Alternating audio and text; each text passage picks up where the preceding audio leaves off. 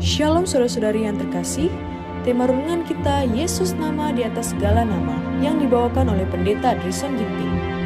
Selamat pagi, renungan kita hari ini Selasa 20 Agustus 2024 dengan judul Terang untuk Menerangi Bangsa-Bangsa. Ayatnya di dalam Matius 4 ayat 16. Bangsa yang diam dalam kegelapan telah melihat terang yang besar, dan bagi mereka yang diam di negeri yang dinaungi maut telah terbit terang. Nikodemus yang mengadakan wawancara dengan Yesus pada malam hari mengatakan, "Rabi, kami ketahui bahwa engkau datang sebagai guru yang diutus Allah, sebab tidak ada seorang pun yang dapat mengadakan tanda-tanda yang engkau adakan itu, jika Allah tidak menyertainya." Semua itu benar, sejauh itu berlangsung. Tetapi apa kata Yesus? Ia menjawab katanya, "Aku berkata kepadamu, sesungguhnya jika seorang tidak dilahirkan kembali, ia tidak dapat melihat kerajaan Allah." Di sini ada seorang manusia yang memegang jabatan yang tinggi. Seorang manusia terpandang sebagai orang yang dididik dengan adat istiadat Yahudi, orang yang pikirannya penuh dengan pengetahuan.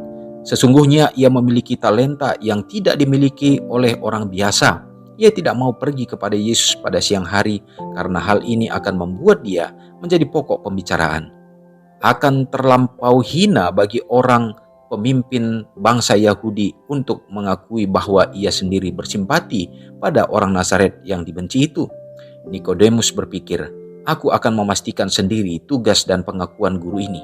Apakah ia sesungguhnya adalah terang untuk menerangi bangsa-bangsa lain dan kemuliaan Israel?"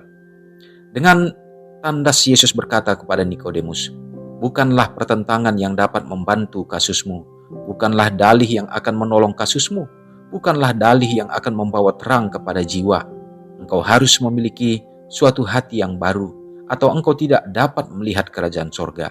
Bukanlah bukti yang lebih besar yang akan membawamu kepada kedudukan yang benar, melainkan niat baru, dorongan perbuatan yang baru. Engkau harus dilahirkan kembali. Sebelum perubahan ini terjadi, menjadikan segala perkara baru, maka bukti-bukti paling kuat yang dapat dikemukakan akan tidak berguna. Keperluan itu ada di dalam hatimu sendiri. Segala sesuatu harus berubah, atau engkau tidak dapat melihat kerajaan Allah." Ini adalah pernyataan yang sangat merendahkan bagi Nikodemus, dan dengan perasaan jengkel ia menerima kata-kata Yesus seraya berkata, "Bagaimana mungkin seorang dilahirkan kalau ia sudah tua?" Ia tidak cukup berpikiran rohani untuk melihat arti kata-kata Kristus, tetapi juru selamat tidak menghadapi dalih dengan dalih. Sambil mengangkat tangannya dengan keagungan yang hikmat dan tenang, ia menekankan kebenaran itu dengan kepastian yang lebih besar. "Aku berkata kepadamu, sesungguhnya jika seorang tidak dilahirkan dari air dan roh, ia tidak dapat masuk ke dalam kerajaan Allah." Renungkan lebih dalam. Kapan terakhir kali Anda datang kepada Yesus untuk suatu hal tetapi menerima sesuatu yang lain, sesuatu yang tidak terduga? Terpujilah Tuhan oleh karena pekabaran yang begitu indah jadi bahagian kita dalam mengawali hari-hari, dan tentu ini menjadi kekuatan bagi iman rohani kita, karena sering sekali kita juga datang dengan akal, hikmat, kebijaksanaan, pengetahuan yang ada pada kita, bahkan kemampuan-kemampuan kita yang kita handalkan untuk bertemu dengan Tuhan. Tetapi seperti pertanyaan tadi katakan, sering bahwa sesungguhnya apa yang kita memaksudkan, apa yang kita cari, tetapi justru yang lain yang Tuhan berikan. Tapi semuanya itu akan menjadi satu berkat bagi kita. Walaupun itu menjadi berupa teguran, tetapi walaupun itu mungkin menyakitkan, namun semuanya itu adalah berguna untuk mengubahkan kita dan juga memberikan keselamatan. Inilah yang dialami oleh Nikodemus pada saat itu. Dia harus bertemu dengan guru yang agung itu, Yesus Kristus, pada malam hari. Karena dia menghindari supaya dia tidak menjadi perbincangan. Oleh karena dia adalah seorang guru yang besar, orang yang terpandang. Saudaraku, kita pada saat bertemu dengan Tuhan, Tuhan tahu apa yang ada dalam pikiran kita, tetapi Ia ingin memenangkan kita juga. Apakah motif kita untuk bertemu dengan Tuhan? Dan sesungguhnya, biarlah keselamatan itu menjadi bagian kita.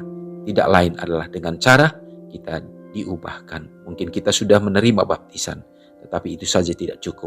Biarlah setiap hari kita selalu mendapatkan urapan baptisan kuasa Roh Kudus Tuhan. Semoga hari ini kita dimenangkan dan kita semakin bersedia dalam menantikan kedatangannya. Mari kita berdoa.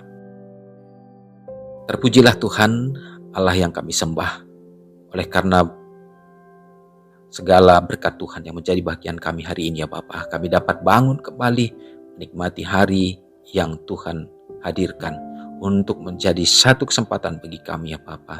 Lebih dekat lagi, lebih sempurna lagi dalam membawakan hidup kami ke hadirat Tuhan, dan biarlah iman kami semakin diteguhkan.